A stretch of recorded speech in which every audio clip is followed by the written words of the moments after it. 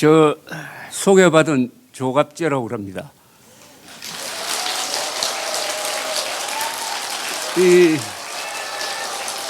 여러분들하고 만나게 된 게 여러 사람으로 인한 인연입니다.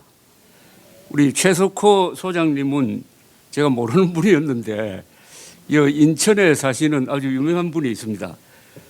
이 신용석 선생이라고 그 아시안 게임 유치위원장을 하셨던 조선일보 논설위원 출신인데 저도 조선일보 기자 출신이니까 같이 근무를 했습니다. 그래서 한 달 전에 우리 최석호 선생님을 소개하면서 이런 자리가 있다고 해서 여기 왔습니다.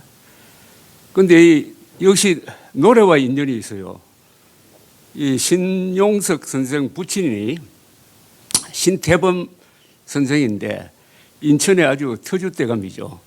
그 의사를 하신 분이고 신태범 선생의 부친은 우리나라 최초의 선장입니다. 신순성이죠 아마. 신순성, 신태범, 신용석. 이 신태범 의사님은 이 인천에서 나온 가장 유명한 노래가 뭔지 아십니까? 인천 사람이 만든 가장 유명한 노래. 그리운 금강산입니다. 최영섭 작곡, 한상혁 작사. 그래서 이 최영섭 선생하고 한상혁, 신태범 이런 분들이 서로 자주 만나고 또 어떤 자리도 마련하고 해서 그 노래가 나왔다고 한 몇 년 전에 그런 발표회가 있었습니다. 그리고 이 신용석 선생의 외삼촌이 있습니다. 바로 아까 조금 소개되어 있던데 그분이 바로 위킬이라는 가수입니다. 그 최석호 소장께서 한국 현대사와 이 대중음악의 발전을 이렇게 설명하는데 제가 앉아서 들어보니까 참 배운 게 많았습니다. 마지막이 뭡니까? 그 10월의 어느 멋진 날이죠. 김동규 편곡인데 그 10월의 어느 멋진 날은 결혼식 때 제일 많이 부른 노래 아닙니까? 10월의 어느 멋진 날하고 You Raise Me Up. 그런데 이 두 곡은 같은 작곡가에서 나온 거죠. 시크릿 가든이라고 두 사람이 만든 건데 그런데 아는 체 한다면은 10월의 어느 멋진 날은 그 원곡이 뭐냐면은 10월이 아니고 봄입니다. 봄. 세레나데 투 스프링입니다. 그런데 결혼식 이야기가 나왔으니까 말씀인데 결혼식 때 절대 안 불러야 하는 노래가 하나 있습니다. 그런데 우리나라 사람들 잘 불러요. 그게 오데니보이입니다. 오데니보이는 아일랜드 사람들이 장례식 때 부르는 노래입니다. 오늘 노래를 매개를 해가지고 여기 여러분들하고 모여서 뭐 그냥 편한 대로 이야기하겠습니다. 그냥 잡담한다고 보시면 돼요. 그 소재는 황영웅 가수인데 저는 이 황영웅 가수가 없었으면 이 자리에서 여러분들과 이런 대화도 없었을 겁니다. 그죠? 또 제가 이런 책도 쓸 리가 없습니다. 저는 해방둥입니다. 만으로는 벌써 80입니다. 1945년 저는 부산에서 살았지만 사실은 일본에서 낳고 그 다음에 저 고향인 경상북도 청송으로 돌아왔습니다. 그런데 제가 1971년부터 기자 생활을 했습니다. 그리고 벌써 54년째입니다. 요 사이도 계속 제가 취재를 해가지고 조갑제닷컴에 글도 쓰고 조갑제 TV로 방송도 하고 월간조선에 글도 쓰고 하는 그런 현역 기자로 뛰고 있습니다. 아마도 현역 기자로 뛰고 있는 언론인으로서는 제가 나이가 제일 많은 게 아닌가 하는 생각이 듭니다. 그런데 저에 대해서 흥미 계신 분들은 알아보시려면 나무 위키에 들어가서 조갑제 치면 나옵니다. 그런데 굉장히 길어요. 대통령 이력처럼 깁니다. 그렇게 길어요. 왜 긴지 아세요? 제가 기자 생활을 오래 했고 기사를 써가지고 말썽을 일으킨 적이 많습니다. 그리고 박정희, 전두환 두 정권 때 제가 신문사에서 기사 때문에 불려가서 조사받고 3분 해직이 됐습니다. 그때마다 다 돌아왔어요. 그런데 요 사이는 저를 쫓아내었던 박정희, 전두환 두 사람을 변호하는 글을 또는 책을 많이 쓰고 있습니다. 특히 박정희 대통령 전기를 13권짜리 전기를 썼습니다. 그러다 보니까 저희 전공은 한국 현대사로 알려져 있습니다. 한국 현대사의 중요한 사건, 한국 현대사의 중요한 사건이면은 부마 사태 11.6, 12.12, 5.18 광주 사태 또는 뭐 수도 없이 많죠. 아웅산 테러, 뭐 6.29 선언 등등등등. 여기에 대해서는 제가 다 취재를 하고 또 책도 한 권씩 쓰다가 보니까 제가 쓴 책이 지금 몇 권이 되는지 자꾸 묻는 사람이 있는데 제가 잘 몰라요. 아마 70권은 될 것 같습니다. 그런데 왜 황영훈 가수에 관심을 가졌느냐 하면은 제가 비록 노래는 잘 못하지만은 노래를 참 좋아합니다. 그래서 저는 어떻게 보면은 후천적으로 약간 음치에 가까워했어요. 제가 음치로 살고 있는 분들을 취재한 적이 있어요. 정확하게 말하면 우리 부하 기자 보고 취재를 하라 했더니 음치가 왜 되느냐. 요새는 이 노래방 때문에 음치가 거의 없어졌습니다. 그죠? 음치가 왜 없느냐. 엄격한 집안에서 자라가지고 노래 부르면 혼난다 해가지고 노래를 안 부르다가 또는 이게 참 중요합니다. 처음 노래를 불렀을 때가 언제냐 하면 국민학교 다닐 때 여러 사람들이 있는 모임에서 담임선생님이 불러가지고 그 자리에서 노래를 부르라고 했다. 근데 노래를 못 불렀다.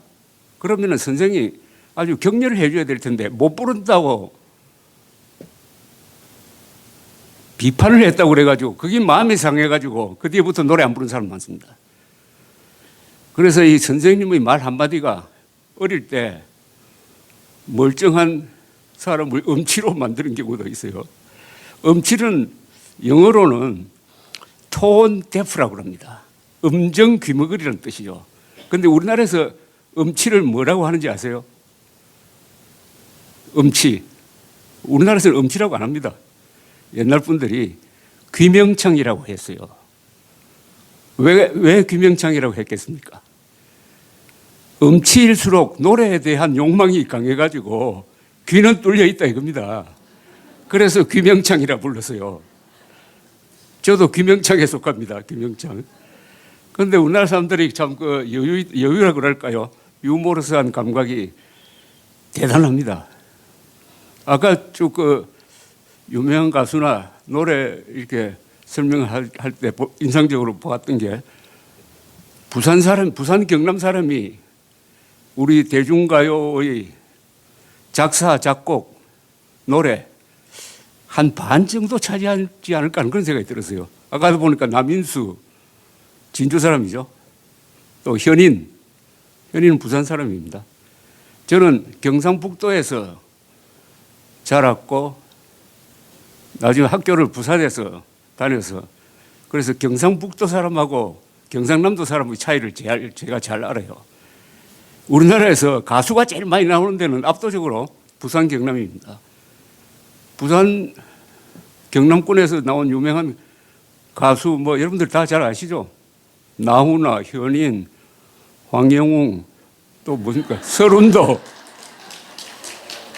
정훈이, 박시춘, 정풍송, 아까 그 남인수, 이재호, 아까 보니까 저 동백 아가씨, 한산도, 배경호 작곡, 한산도 작사. 그런데 경북은 별로 없어요. 여러분, 대구 경북 출신 가수 알아요? 최근에 그 미스터 트롯의 이찬원 씨인가? 그분 대구 맞죠? 그 다음 별로 없습니다.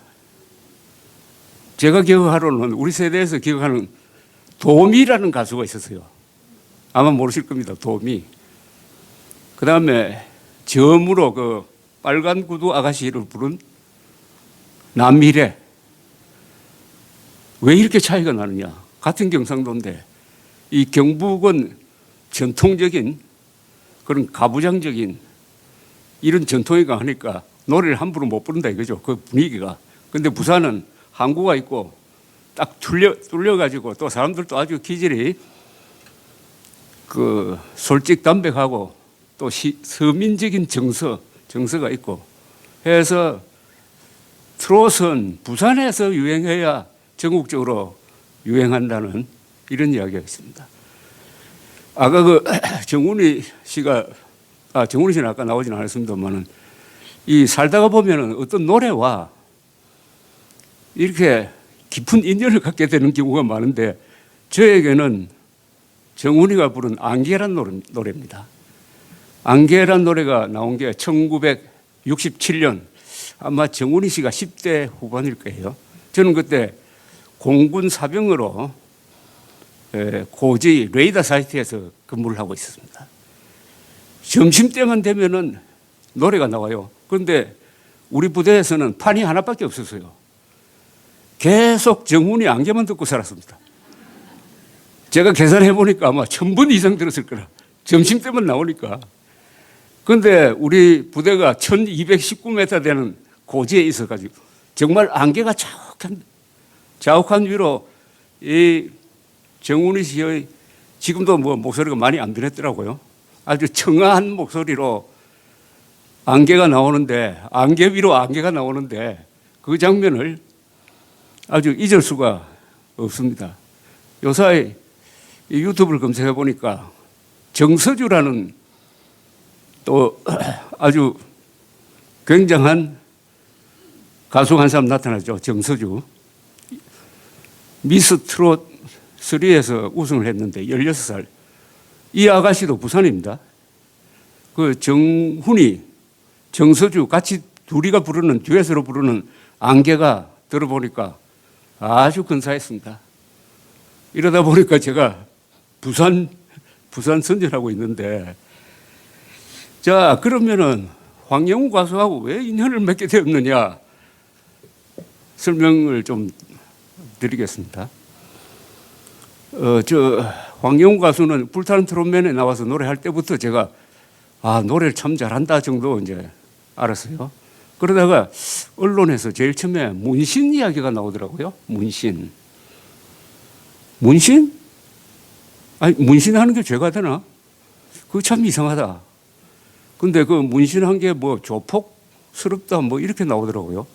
조폭스러운지 안 스러운지는 기자 지 마음대로 쓰는 건데 그게 점점점 커지더니 나중에 뭐 학폭이다.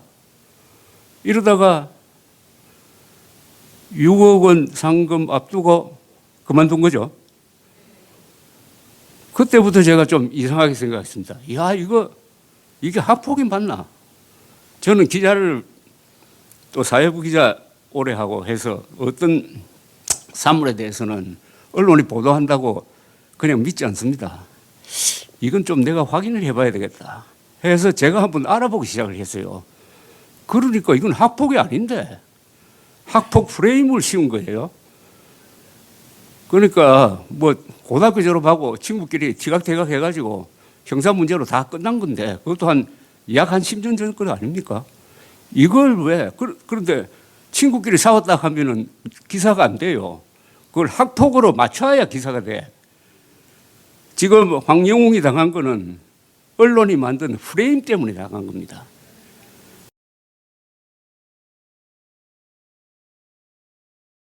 그냥 친구끼리 싸우다가 뭐 벌금 내고 화해했다. 끝이에요, 그냥.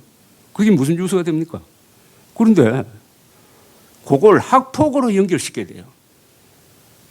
학폭으로 연결시키면 기사가 커지거든. 그런데 무리하게 학폭으로 하려니까 실화탐사대 그 MBC 그 고약한 프로를 보니까 취재하는 애들이 취재하는 그걸 기자라고 불러야 될지는 참 어디까지 찾아가느냐 하면 중학교까지 찾아가더라고요. 중학교 선생 붙들고 뭐 어쩌고 하니까 선생이 퉁명스럽게 대답하고 하던데. 그리고 고등학교 때 폭력 학폭이라고 하려면은 그게 기록이 있어야 돼요. 맞은 사람이 학폭이라고 해서 됩니까? 그것은 공적인 기록이 있어야지. 그러니까 경찰 기록이라든지 잡혀가서 뭐 취조를 받았다든지 아니면 학교에서 정학 처분을 받든지 무기 정학을 받든지 그렇게 해야 되는 것 아닙니까? 그 기록 없어요. 서로 뭐 괴롭히고 한 거 그거야 뭐 있을 수가 있죠. 뭐. 저도 학교 다닐 때 괴롭히고 싸움하고 때리고 다 청소년기 때는 그런 걸 거치는 거 아닙니까?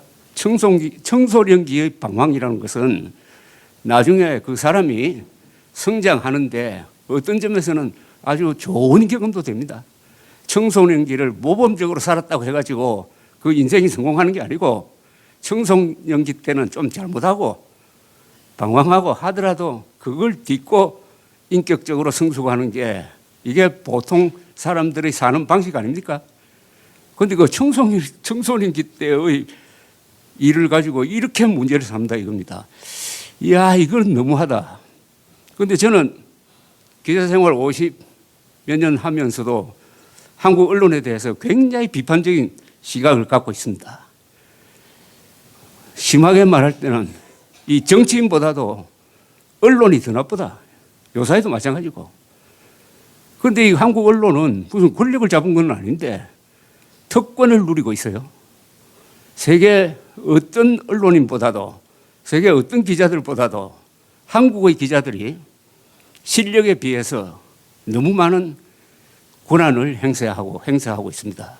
그 언론계에 50년 동안 반세기 이상 몸을 담은 제가 그렇게 이야기해야 되는 게 좀 슬픈데 다만 저는 기자 생활 50 몇 년 하면서 기자의 정도를 걸어가려고 노력을 했고 그건 언론계 안에서도 알아주니까 제가 기자를 비판하면은 최소한 저에 대해서 비판하는 사람은 없어요.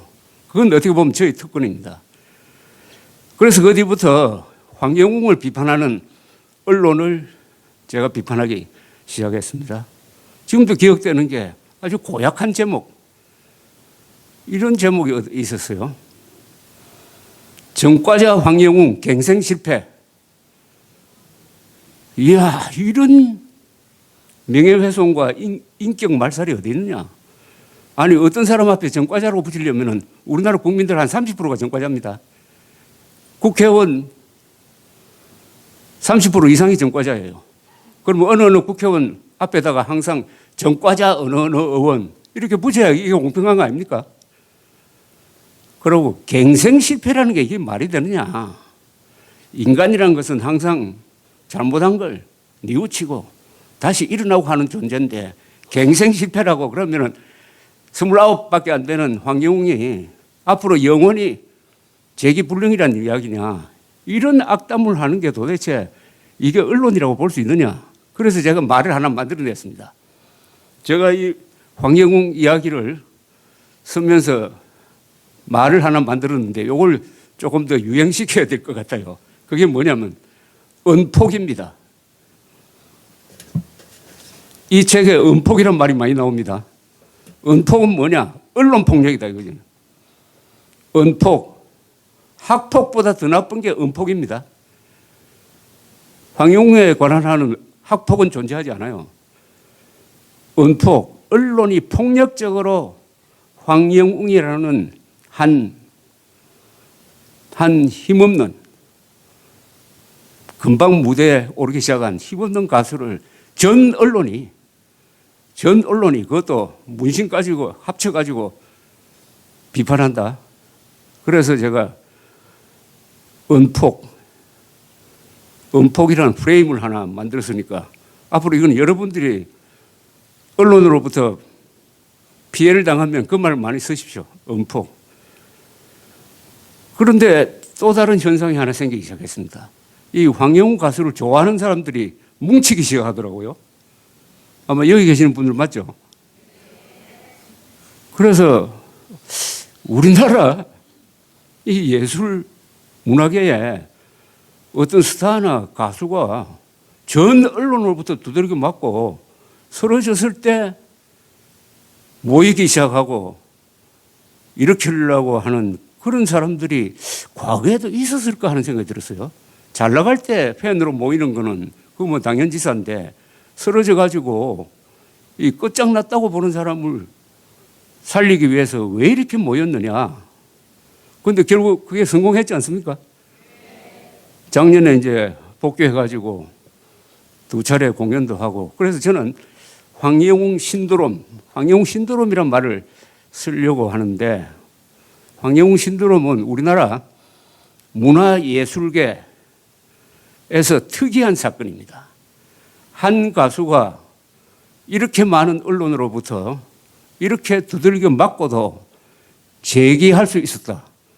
그것도 화려하게 재기할 수 있었다 하는 것은 획기적인 사건입니다. 아마 최초의 사건이 아닌가 생각됩니다.